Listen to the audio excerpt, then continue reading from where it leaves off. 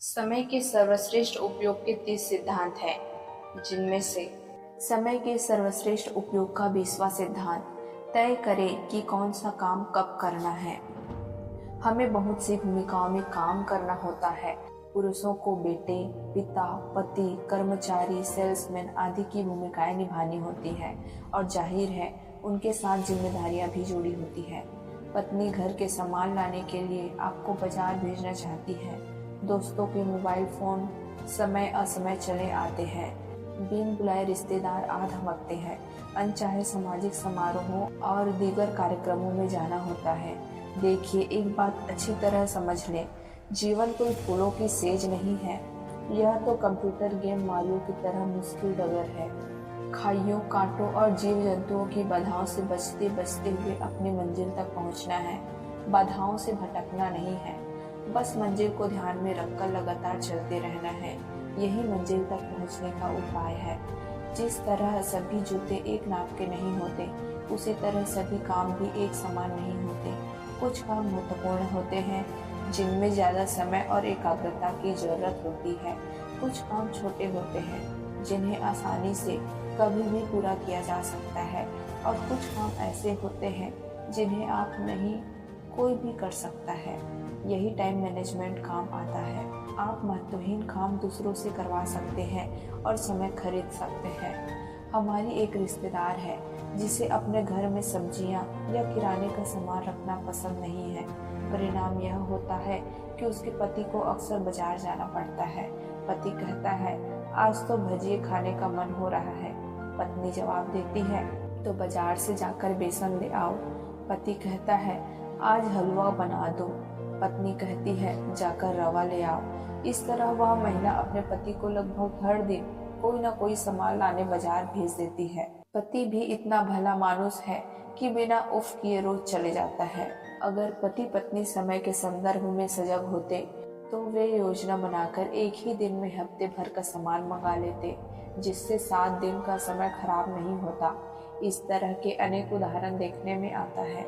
Internet पर email check करने गए और वहां सर्फिंग कराने में 1-2 घंटे बर्बाद कर दिए। दरअसल आपको यह संकल्प कर लेना चाहिए कि आप महत्वहीन काम करने में अपना समय बर्बाद नहीं करेंगे और केवल महत्वपूर्ण कामों में ही पूरा समय देंगे।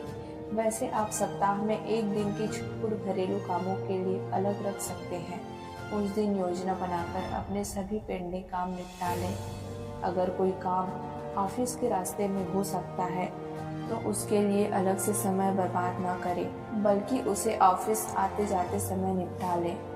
ट्रेन का रिजर्वेशन कराना है तो लंबी लाइन में लगने के बजाय इंटरनेट पर घर बैठे ही रिजर्वेशन करवा लें। इसमें आपको थोड़ा अतिरिक्त पैसा तो देना पड़ेगा, लेकिन आपका समय बच जाएगा।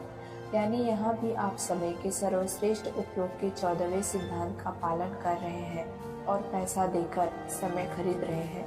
यदि किसी से मोबाइल पर बात करनी है तो उसके लिए शाम का समय चुनें। सुबह की कीमती समय फालतू कामों में बर्बाद न करें। यही इंटरनेट और ईमेल के बारे में सही है।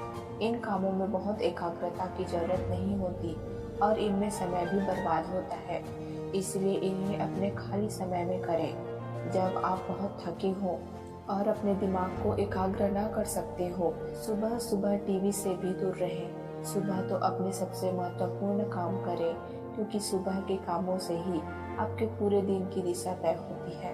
अगर आप विद्यार्थी हैं तो सुबह सबसे मुश्किल विषय पढ़ें। अगर आप सेल्समैन हैं तो सुबह सेल्स कॉल करें। इसलिए समय के सर्वश्रेष्ठ उपयोग का 20वां सिद्धांत है, तय करें कि कौन सा काम कब करना है। देखिए, चाहे कितने भी अनुशासन हो, आप योजना पर कितनी ही निष्ठा से चलते हो, कई मौके ऐसे आ ही जाते हैं जब आपका काम करने का मूड नहीं होता। यही वह समय है जिसमें आपको अपने छुटपुट घरेलू और बाहरी काम निपटा लेना चाहिए। यह टीवी के सामने लेटने से तो बेहतर है।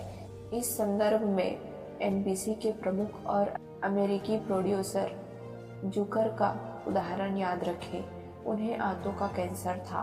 वे अपने काम के प्रति इतने समर्पित थे कि एक दिन भी ऑफिस की छुट्टी नहीं लेते थे। वे अपने कीमोथेरेपी शुक्रवार शाम को करवाते थे, ताकि 2 दिन की छुट्टियों में आराम करके बाद में सोमवार सुबह वह ऑफिस आ सके। काम करने के लिए आप कौन सा समय चुनते हैं, उसी से सारा फर्क पड़ता है।